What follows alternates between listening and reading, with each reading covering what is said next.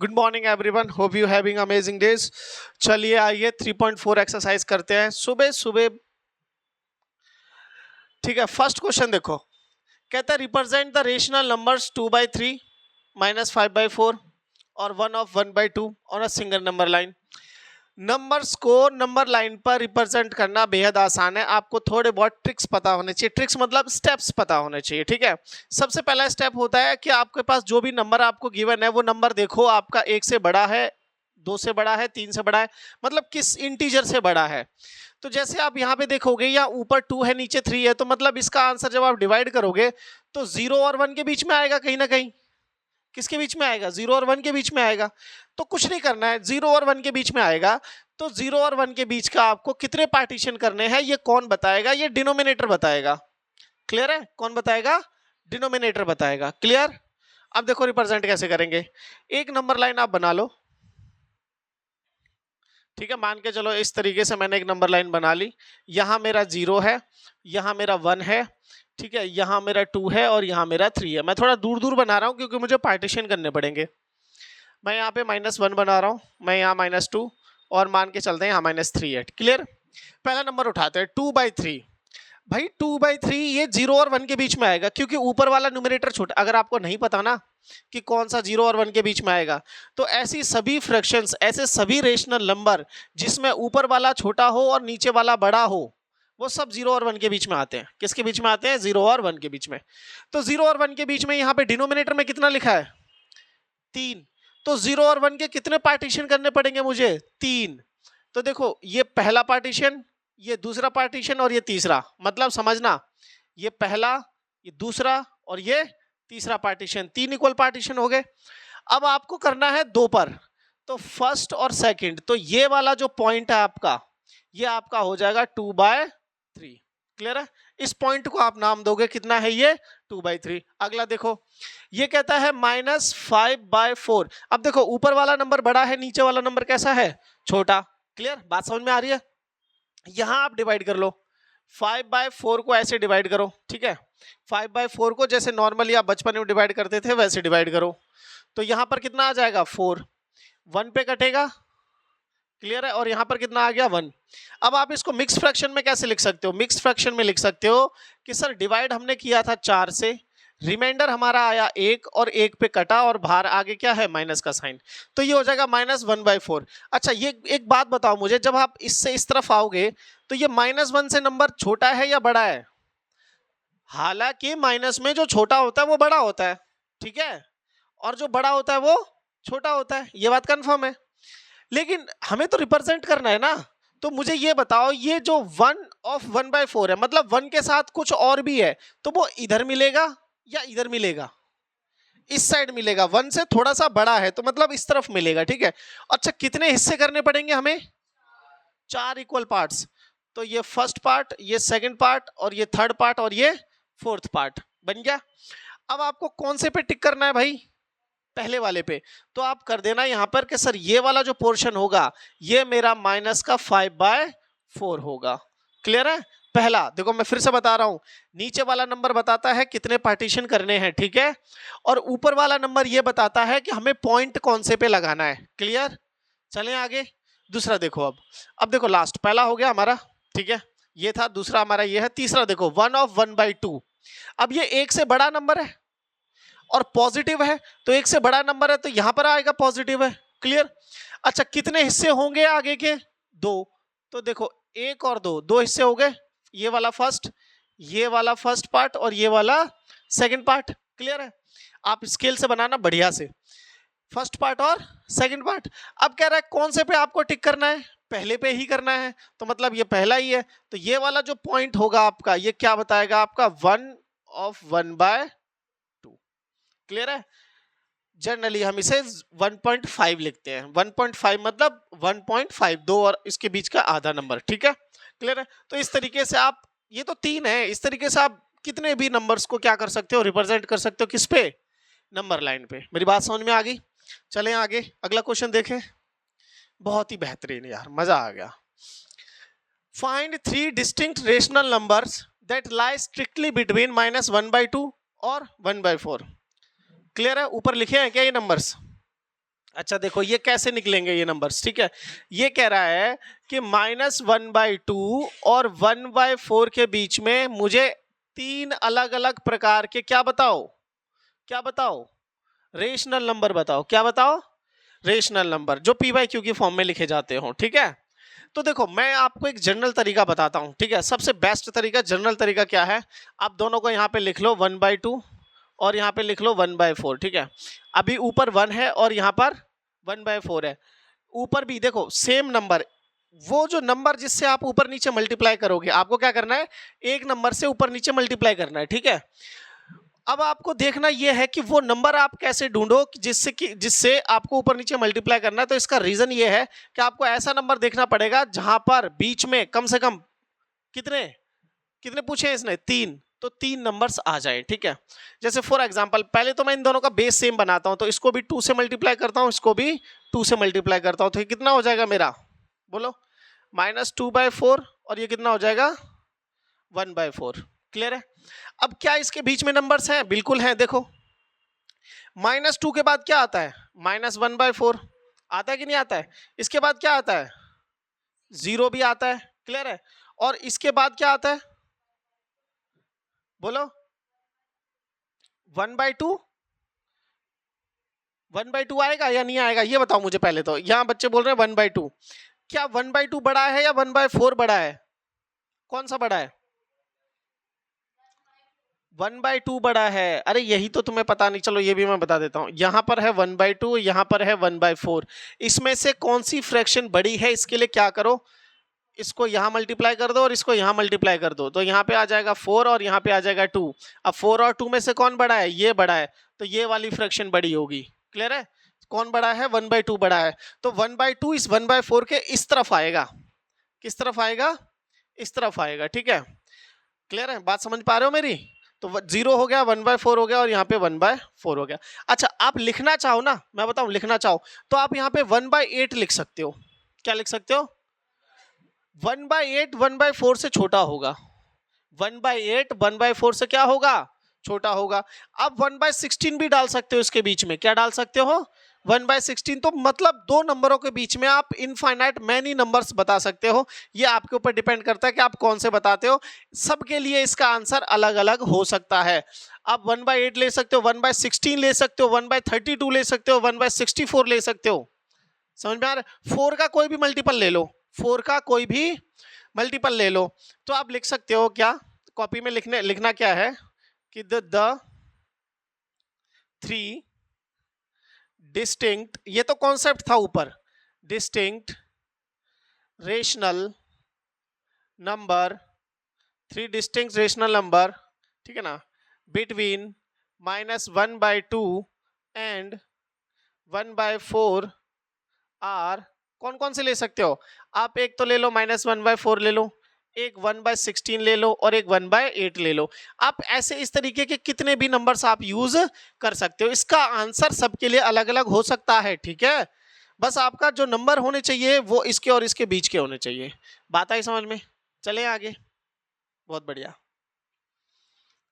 Simplify the expression, बेहद आसान question है। देखो चुपचाप आप 1/4 यहां से उठाओ, आपको ऐड करना है इसको 5/12 से। किससे? बेसिक तरीका बताता हूं, एकदम बेसिक। 4 और 12 का एलसीएम ले लो। 4 और 12 का एलसीएम लेना आता है आपको? इस तरीके से लेते हैं अपन, लेते हैं कि नहीं लेते हैं? तो एलसीएम कितना हो जाएगा, 12 आ गया। वैसे तो नॉर्मल सी बात थी, बच्चा बच्चा जानता है इसको, बट हमें तो सबके लिए काम करना है। 12 आ गया। अब आप ये देखो 4 की टेबल में 12 कितने पे आता है, 4 की टेबल में 12 कितने पे आता है, 3 पर। 3 ऊपर जाके मल्टीप्लाई होगा -1 से, फिर प्लस का साइन। 12 की टेबल में 12 कितने पे आता है, 1 पे, तो वो 1 ऊपर जाके मल्टीप्लाई होगा। अब आप इसको सॉल्व करो, -3 प्लस का 5 डिवाइडेड बाय 12, आंसर इज 2/12। 2 से कट करो ऊपर नीचे, 1/6, तो इसका आंसर कितना आ गया, 1/6। इस तरीके से आप इसका सॉल्यूशन लिख सकते हो। आगे बढ़ते हैं। सपोर्ट से ही दुनिया चलती है, ठीक है। आप हमें सपोर्ट करो, हम आपको सपोर्ट करेंगे, क्योंकि ये तो सिर्फ एक्सरसाइज के क्वेश्चंस चल रहे हैं।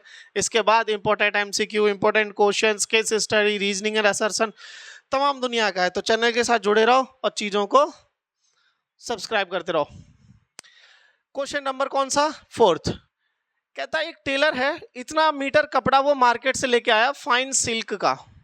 सिल्क जो कपड़ा होता है बेस्ट क्वालिटी मानी जाती है।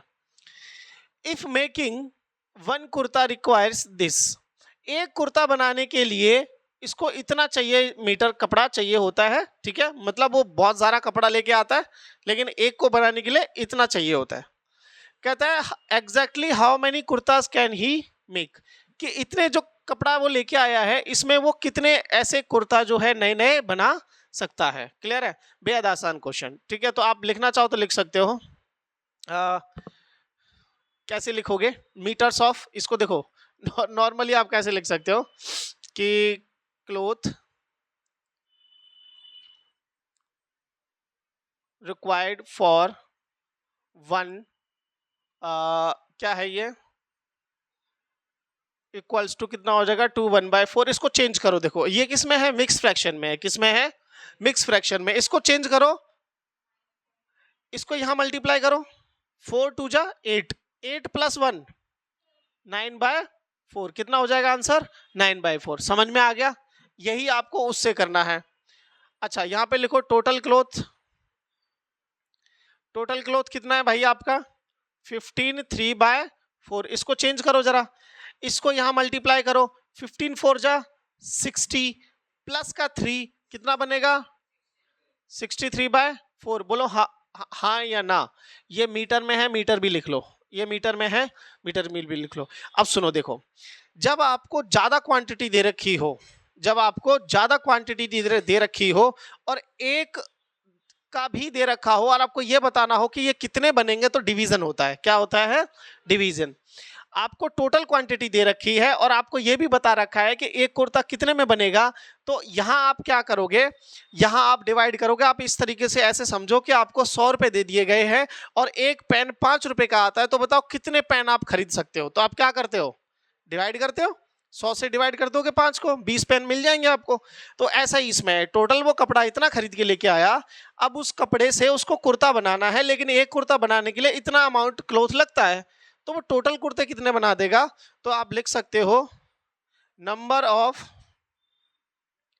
Kurta he can made equals to total quantity से, फिर से बोल रहा हूं, टोटल क्वांटिटी से आपको डिवाइड करना है एक बनाने की क्वांटिटी को, एक कितने का बनता है। ठीक है, क्लियर? अब देखो, अब यहां पर क्या है, यहां आपको थोड़ा सा इसे समझना पड़ेगा। मैं इसे ऊपर करता हूं थोड़ा सा, ठीक है, बस यहीं पे। अब देखो करना क्या है कि ऊपर वाली फ्रैक्शन को आपको नहीं छेड़ना है, ऊपर वाली फ्रैक्शन को आपको नहीं छेड़ना है। ये जो डिवाइड वाली लाइन है, ये जो, इसको चेंज करना है आपको मल्टीप्लाई में। डिवाइड वाली लाइन किस में चेंज होगी? मल्टीप्लाई में। क्लियर? डिवाइड वाली लाइन किस में चेंज होगी? मल्टीप्लाई में। तो जो नीचे वाली फ्रैक्शन है वो रिवर्स हो जाएगी। नीचे वाली फ्रैक्शन क्या हो जाएगी? रिवर्स। तो 4 ऊपर चला जाएगा और 9 कहां आ जाएगा? नीचे आ जाएगा। मैं फिर से कह रहा हूं, मेरे साथ रिपीट करना। डिवाइड वाली लाइन किस में बदलेगी? तो नीचे वाली फ्रैक्शन क्या होगी? रेसिप्रोकल। समझ में आ गया? अब जो जिससे कट रहा है काटो। जैसे 4 की टेबल से ये 4 पे कटा, ये भी 1 पे और ये भी 1 पे। क्लियर है? 9 की टेबल में ये कटा 1 पे और 9 की टेबल में ये कटा 7 पे। बात समझ में आ गई? तो अल्टीमेटली ऊपर आप यहां पे क्या बचा? 7 और यहां पे क्या बचा? 1 और यहां पे क्या बचा? 1 और यहां पर भी 1। तो अल्टीमेटली आंसर कितना आ गया? 7, क्योंकि नीचे 1 लिखने का कोई मतलब नहीं होता। तो टोटल नए कुर्ते कितने बन जाएंगे? समझ में आया या नहीं आया? पक्का? चलते हैं आगे, आगे बढ़ते हैं। कहता है find 3 rational number between this. देखो 2 तरीके होते हैं, ठीक है। एक जो हमने पीछे अपनाया रैंडम मेथड, ठीक है, यहां पर भी वही रैंडम मेथड यूज करेंगे हम। ठीक है, कैसे? यहां पर लिखा है देखो 3.1415, ठीक है, और यहां पर कितना लिखा है भाई? 3.1416, यही लिखा है। पक्का? आपको एक बात मैं बता दूं, डेसिमल के बाद आप किसी भी नंबर के पीछे, जैसे फॉर एग्जांपल मैंने यहां लिखा 1.5, तो आप कितने भी जीरोस आप यहां पर अपनी मर्जी से इंट्रोड्यूस कर सकते हो। डेसिमल के बाद, डिजिट के बाद, फिर से बोल रहा हूं, डेसिमल के बाद, डिजिट के बाद लिखे गए जीरो का कोई मतलब नहीं होता, ये 1.5 ही कंसीडर किया जाता है। समझ में आ रहा है? लेकिन ये चीजें बदल जाती हैं। ये चीजें कैसी हो जाती हैं? बदल जाती हैं जब हम आंसर को लिखते हैं। देखो अब आप क्या करो, यहां पर भी एक जीरो लगा लो और यहां पर भी एक जीरो लगा लो। क्लियर है? लगा दिया। सबसे इजी मेथड है, सबसे इजी। यहां पर भी एक जीरो लगा दिया आपने और यहां पर भी एक जीरो लगा दिया। मैं फिर से बोल रहा हूं, यहां भी आप एक जीरो लगा लो और यहां पर भी आप एक जीरो लगा लो। क्लियर है? अब इसके बीच के आपको कितने नंबर लिखने हैं? 3। तो आप देखो, लिखो पहला नंबर मैं यहां लिख दूं 3.14151, 3.14152 और 3.14153। ऐसे ही मैं आगे लिखते जाऊंगा, 3.14154, 4 नंबर आ जाएंगे। क्लियर है? तो आप नॉर्मली बिना हेजिटेशन के आप ये अपनी कॉपी में आंसर लिख सकते हो। अगेन मैं फिर से बोल रहा हूं, इसके आंसर हो सकता है लोगों के अलग अलग भी आए, लेकिन आपका आंसर इन दोनों के बीच में ही होना चाहिए, क्योंकि दो रेशनल नंबर्स के बीच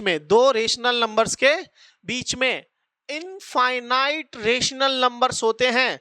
ठीक है? तो सबके आंसर्स अलग अलग भी हो सकते हैं। समझ में आया? मैं 2 दिन से तुम्हें यही चीज सिखा रहा हूं। लास्ट क्वेश्चन, लास्ट है ना? देखो, can you think of other ways to find a rational number between any two rational numbers? क्या कह रहा है कि क्या आप कोई अदर मेथड बता सकते हो? जैसे अभी हम रैंडम मेथड्स कर रहे थे, अपनी मर्जी से लिखे जा रहे थे, लेकिन अगर कोई फॉर्मूला लगा के करना चाहे तो क्या कर सकता है? तो बिल्कुल कर सकता है। देखो कैसे, हाँ बिल्कुल, ठीक है ना? तो आप लिख सकते हो कि let a and b are two rational number. ठीक है ना? मान के चलते हैं हमारे पास एक ए है और एक बी है, ये दो रेशनल नंबर है, जैसे अभी पिछले वाले क्वेश्चन में था 3.14151। ठीक है? तो इस तरीके से अगर आपके पास दो रेशनल नंबर हैं, ठीक है ना, तो पहला पॉइंट, इसके बीच में कितने रेशनल नंबर्स आ सकते हैं? इनफाइनाइट। कितने रेशनल नंबर्स आ सकते हैं? इनफाइनाइट। तो हमें तो एक ही निकालना है। तो rational number between a and b कितना हो जाएगा? a plus b by 2। ये that's the average of two number. ये क्या है? दोनों नंबरों की एवरेज है। जैसे आपको कोई बोले कि सर मेरे को 3 और 4 के बीच में कोई नंबर चाहिए, तो अब मैं कैसे निकालूं? तो मैं बोलूंगा बेटा दोनों को ऐड कर दो और 2 से डिवाइड कर दो, तो कितना आ जाएगा? 7/2। 7/2 कितना होता है? 3/3.5। क्लियर है? अब देखो 3.5 इसके बीच में आएगा कि नहीं आएगा? हाँ या ना बोलो। 3.5 इस 3 और 4 के बीच में आएगा कि नहीं आएगा? तो ये एक अदर मेथड है, आप एग्जाम्पल के तौर पर आप इसको लिख सकते हो अपनी कॉपी में। मेरी बात समझ में आ गई? हालांकि यहां तक मत जाना, ये आपका डेसिमल बन जाएगा, आपको 7/2 तक ही आंसर आपका रखना है। क्लियर? बात आई समझ में? तो इसी तरीके से ये एक्सरसाइज भी पूरी हुई। चैनल के साथ जुड़े रहो, बहुत सारा कंटेंट और बहुत सारे चीजें, तैयारी एकदम बढ़िया होगी। ठीक है? नेक्स्ट में मिलेंगे, सब्सक्राइब कर लेना अगर मन करे तो, मन को कराना है। ठीक है? नेक्स्ट में मिलेंगे। Till then take care, bye, जय हिंद।